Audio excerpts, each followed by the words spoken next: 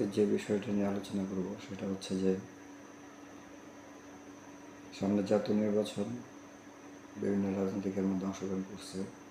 তার মধ্যে প্রধানত রাজনৈতিক দলগুলো হচ্ছে বাংলাদেশ জাতীয়বাদী দল, দ্বিতীয় অবস্থানে আমার প্রেক্ষিতে 10 দলীয় জোট বা সমমানা দল, সেটা হচ্ছে জামাত ইসলাম এবং আরও অন্যান্য রাজনৈতিক দল। এর মধ্যে বাংলাদেশ জাতীয়বাদী দল বিগত সময়ে রাষ্ট্র পরিচালনার দায়িত্বে ছিল। রাষ্ট্র পরিচালনার দায়িত্ব থাকলে ভুল ত্রুটি হতে পারে, স্বাভাবিক। তাদের তিনবারের অধিক রাষ্ট্র পরিচালনার দায়িত্ব ছিল। তাদের নির্বাচন ঘিরে রাষ্ট্র গঠনের জন্য বিএনপি বিভিন্ন ধরনের পরিকল্পনার কথা জনগণের সম্মুখে উপস্থাপন করছে। এর মধ্যে উল্লেখযোগ্য বিষয় হচ্ছে বিএনপির যেটা ফ্যামিলি কার্ড, কৃষি কার্ড, স্বাস্থ্যসেবা, কর্মসংস্থান, খাল খনন, বিভিন্ন অঞ্চল ভেদে বিভিন্ন পরিকল্পনা। এর মধ্যে উল্লেখযোগ্য হচ্ছে তিস্তা প্রকল্প। আর এক অল্টারনেটিভ যে দলটা আছে সেটা হচ্ছে বাংলাদেশ জামাত। তারা শুধু একটা বিষয়ে কথা বলছে, চাঁদাবাজি।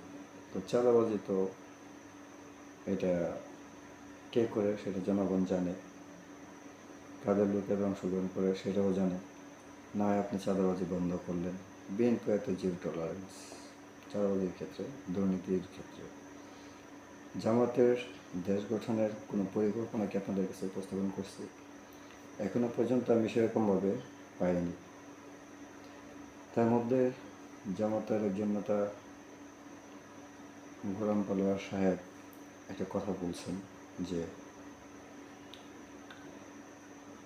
কর্মসংস্থান ব্যবস্থা হওয়ার আগ পর্যন্ত তারা বেকারদের বেকার ভাতা দেবেন।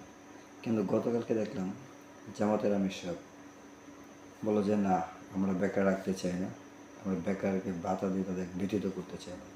আমি বলবো কি, তাদের মধ্যে হয়তো মতভেদ আছে। যাই হোক, একটা দলের মধ্যে মতভেদ থাকতে পারে, এটা কোনো স্বাভাবিক ব্যাপার। কিন্তু তাদের রাষ্ট্র গঠনের কোনো একটা কাহিনী কি বলতে পারেন আপনারা?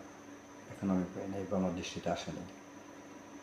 তাহলে যে একটা দলের রাষ্ট্র ক্ষমতা যাওয়ার স্বপ্ন দেখে কিন্তু তাদের রাষ্ট্র গঠনের কোনো কাঠামো তারা আজকে পর্যন্ত জনসম্মুখে নিয়ে আসতে পারেনি, তারা আবার কীভাবে দেশ পরিচালনা করবে?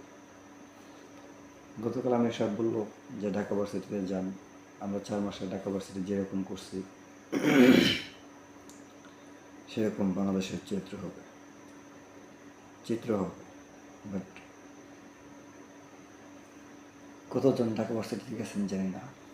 ঢাকা ভার্সিটিতে যা হয় নাই জামাতের বিপি নির্বাচিত হওয়ার পর, কিন্তু যতটুকু খোঁজখবর জানি তার মধ্যে উল্লেখযোগ্য বিষয় হচ্ছে যে ফুটপাতে যেসব লোকজন ব্যবসা বাণিজ্য করে খাইতো তাদেরকে উচ্ছেদ করে দেওয়া হয়েছে।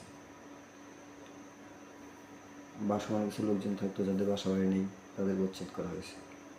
তার মানে কি জামাত ক্ষমতা আসলে আগে ঢাকা ফুটপাত পরিষ্কার করবে?